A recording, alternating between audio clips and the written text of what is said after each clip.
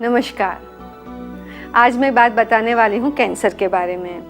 ये नाम सुनना आपको अच्छा नहीं लगता होगा, मगर उससे बचना आवश्यक है। इसलिए मुझे आपको बताना ज़रूरी है कि कौन सी चीज़ें आप नहीं करें ताकि आप उससे बच सके।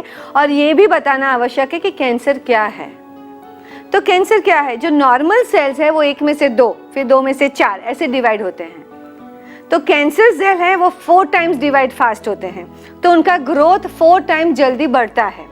तो बॉडी का नरिशमेंट भी ज़्यादा ले लेते हैं और जो नॉर्मल बॉडी टिश्यू है उसके ऊपर एनक्रोच करते हैं, उसके अंदर घुसते हैं, फिर पेन होता है। इसीलिए कैंसर इनिशियल स्टेज में पेनलेस होता है।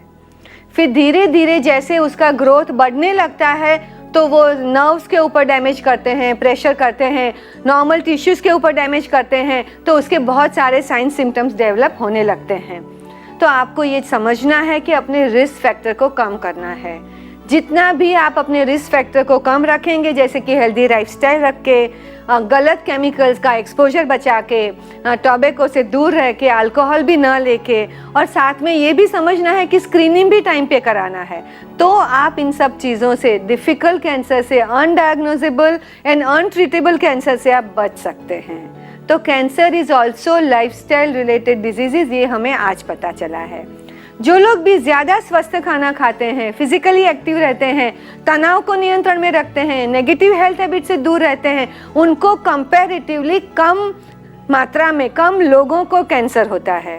तो अपनी लाइफस्टाइल हेल्दी बनाइए और कैंसर के रिस्क घटाइए। फिर ये भी जानना ज़रूरी है कि क्या क्या स्क्रीनिंग करना चाहिए, क्योंकि जो लोग रेगुलरली स्क्रीनिंग कराते हैं तो काफ़ी कैंसर ऐसे होते हैं कि before they become serious, before they cause ऐसे कंडीशन की जो अनट्रीटेबल हो, उसके पहले ही उसका उपाय किया जा सकता है। Because once the cancer is diagnosed in 2nd, 3rd, 4th stage, it is very difficult to treat 100%. There are very few cancers which are treatable. There are very few cancers which are actually comparatively treatable and for which we can say कि अभी आपका life span normal ही होगा if they are diagnosed in 2nd और 3rd stage. तो आप देख लीजिए, अपने कैंसर को रिस्क घटाइए, समझने के बाद ठीक से स्क्रीनिंग टेस्ट के लिए जाइए और अपने कैंसर का रिस्क घटाइए।